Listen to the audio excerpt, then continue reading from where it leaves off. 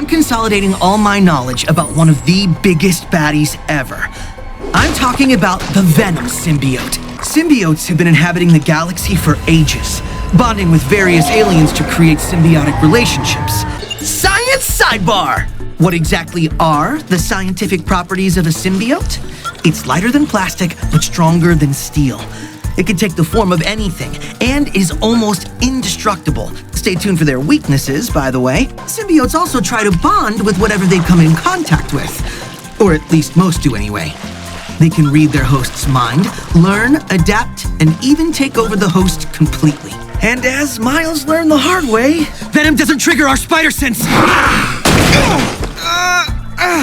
Message received by all the bones in my body. Got all that? The symbiote was safely contained at the Space Administration.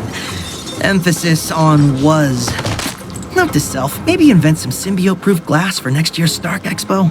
Anyway, it bonded with my rival photographer at the Bugle, Eddie Brock. And welcome back to G-Connections, where we mix stories and various concepts into our favorite crossovers, or into new crossovers. My name is Sean Holmes. Sorry for the week delay. I had a personal death in my family that took up some of my time. Anyway, we would like to discuss one of Marvel's best three-way romantic relationships. And the example of our discussion involving three-way romantic relationships is Venom.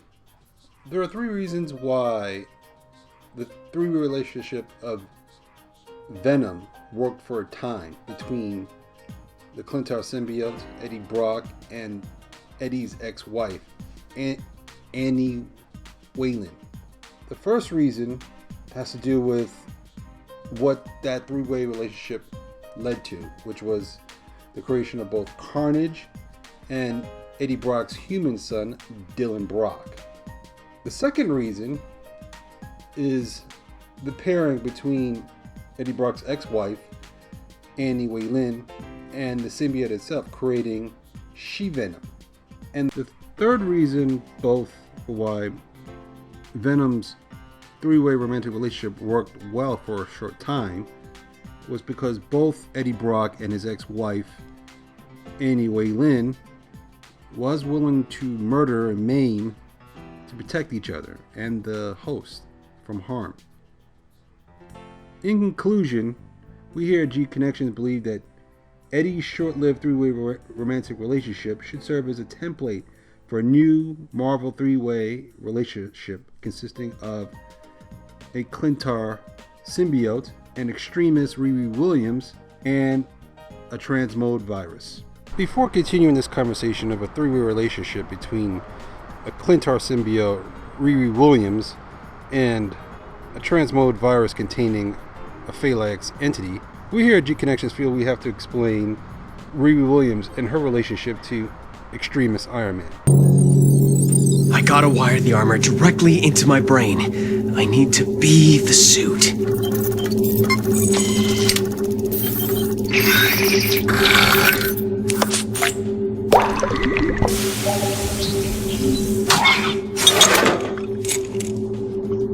Only a tiny bit should do it. Literally a drop.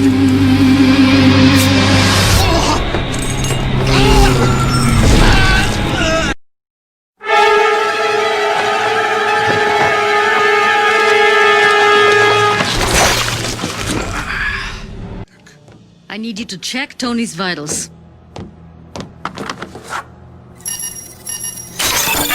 What's going on? I'm not... Are you doing this somehow? I can sense the technology around me. That computer screen over there. It says I'm completely healed and my heart rate is normal. How do you know that? I know this is gonna sound crazy, but I can sense the data inside the machine. With my mind. Whoa. Tony, what have you done? If I can talk to the computer systems here, I wonder if I can interact with my suit.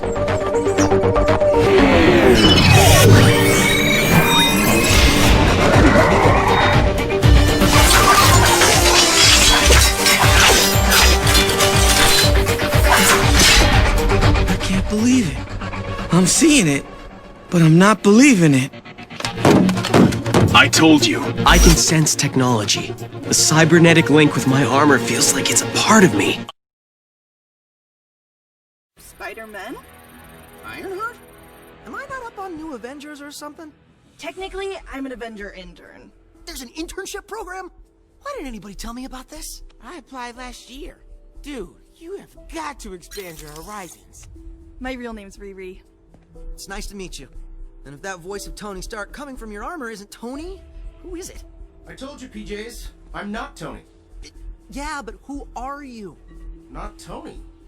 I am so confused. He's my AI system. His name is literally not Tony, because he's not Tony. Maybe I can help you. Iron Man Extremis, the comic book story, was created by artist Warren Ellis in 2006. The Extremis story centers around two scientists from an organization called Future Farm. The scientists created a formula called Extremis that accesses the human body's healing functions to improve on the human body in different ways. Iron Man 3, the movie, showcased Iron Man versus Extremis villains for entertainment, but the comic book took a different direction by having Tony Stark ingest Extremis to become a human technopath. Currently in the comics, Tony Stark was killed during the Civil War story. In the comics today, Tony's legacy is left to a girl named Riri Williams. Riri Williams was created by artist Brian Bendis, and it's about a 15-year-old girl that attends MIT and invents her very own Iron Man armor.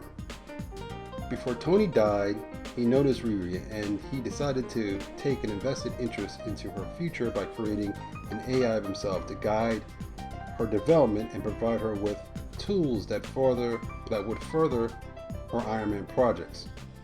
To work on her mentors / Tony Stark's shadow, Riri Williams joins different teams to fight villainy from villains, while going by the name Ironheart. We here at G-Connections feel that the Riri Williams character should continue following the path of her mentor Tony Stark by becoming Extremis Ironheart. Then use a symbiote, well, the same way Tony used Venom to be Superior Ironheart. However, we here at G-Connections want to submit a unique idea that's different from the Marvel normal story by suggesting a third component, the phalanx. Xavier, you must help me! What's happening? A being of immense power has attacked my base of operations. The creature consumes matter. It can take on any form. Professor, behind you! Professor! Logan, get out of here, Hank! You gotta... get... Do not resist, mutant. You will be assimilated.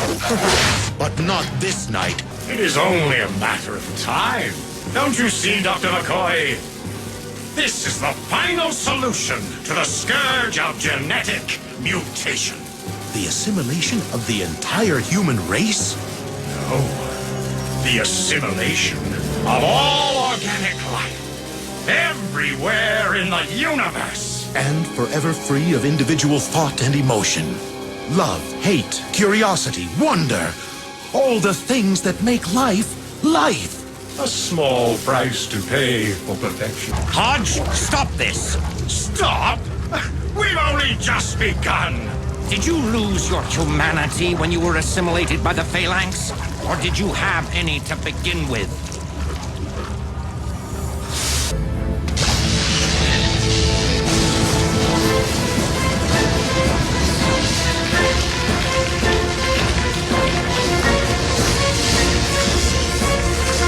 Perimeter alert. Core integrity compromised. Mutants designate. Magneto, McCoy.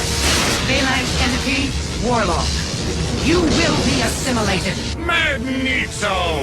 The beard's a new look for you. Somehow you pull it off. Some people just can't take a compliment. Let's see just how much power your little force bubble can absorb before it pops. This is it. Make it look good. I must reinforce the field. Warlock! Warlock, you will fulfill your destiny by merging forever with the core of the Phalanx.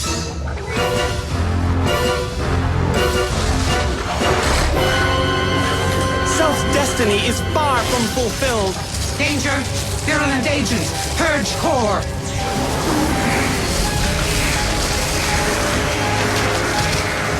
You fools! What have you done? It's working!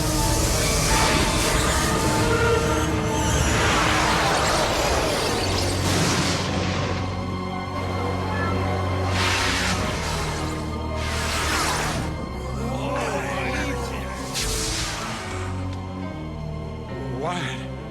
Flesh? Flesh? No!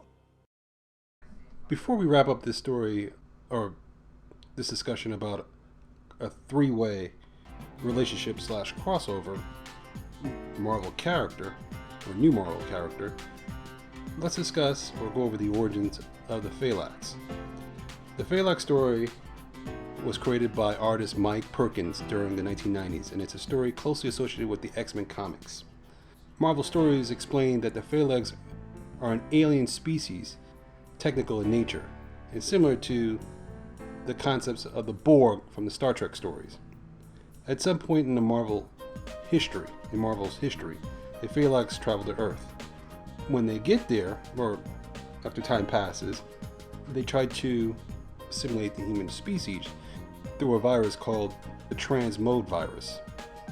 Because of the mutant healing factors of certain mutants like Wolverine and the entire roster of X-Men, the Phalanx mission to take over the planet Earth was thwarted.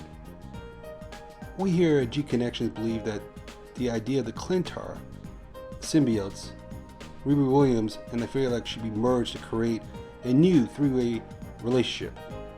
Right now, I'd like to go into details about what a three-way relationship between a Clintar symbiote, Riri Williams, extremist Riri Williams in theory, and Phalanx DNA would be like.